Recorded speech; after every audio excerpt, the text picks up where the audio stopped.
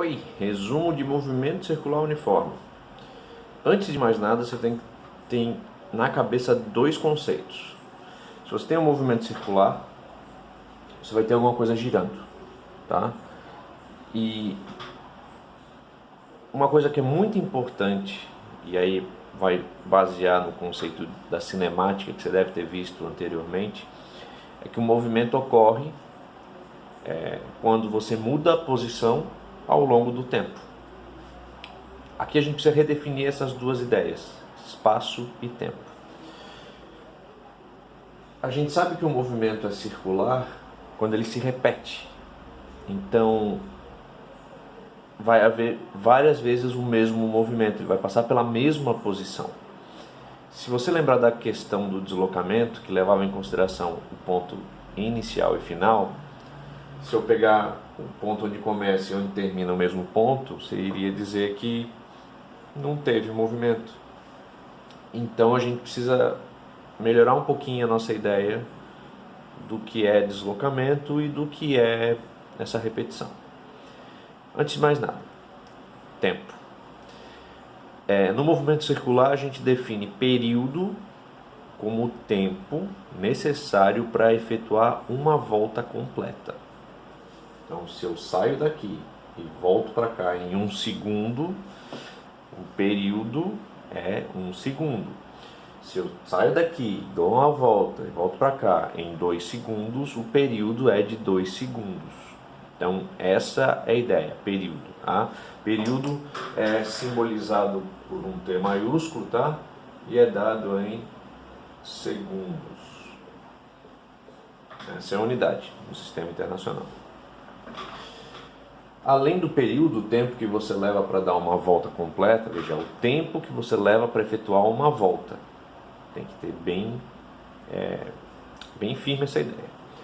A outra ideia é quantas vezes você efetua essas repetições dentro de 1 segundo. Tá?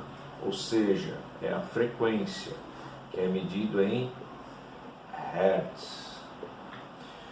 Ou seja, se eu dou 2 voltas em 1 segundo, a minha frequência é de 2 Hz. Se eu dou 3 voltas em 1 segundo, a minha frequência é de 3 Hz. Se eu dou meia volta em 1 segundo, então minha frequência é de meio Hz. Ou seja, a quantidade de repetições em 1 segundo. Ah, mas ele não repetiu. Ele fez quanto? Ele fez 1/4 de volta. Isso significa também valores quebrados do Hertz. E aí uma coisa interessante que acontece é que a relação entre esses dois ela é inversamente proporcional. Tá?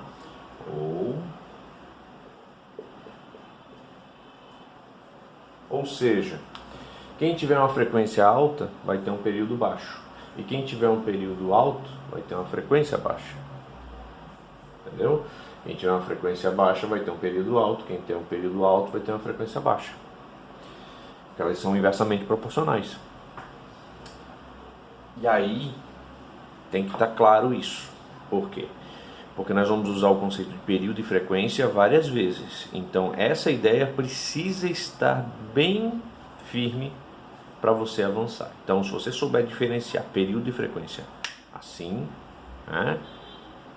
tá garantido. Então, por exemplo, se um corpo para dar uma volta numa pista leva 4 segundos, qual seria a frequência? Bom, se é 4 segundos, 1/4, isso dá 0,25 Hz. Se a frequência de um corpo é, sei lá, 2 Hz. Qual é o período?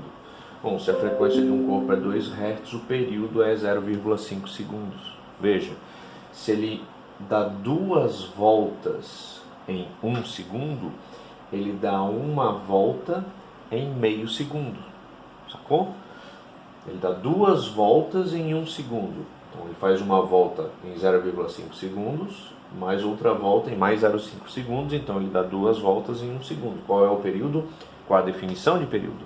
Definição de período é o é o valor do tempo para você efetuar uma volta. A frequência é quantas voltas você faz em um segundo.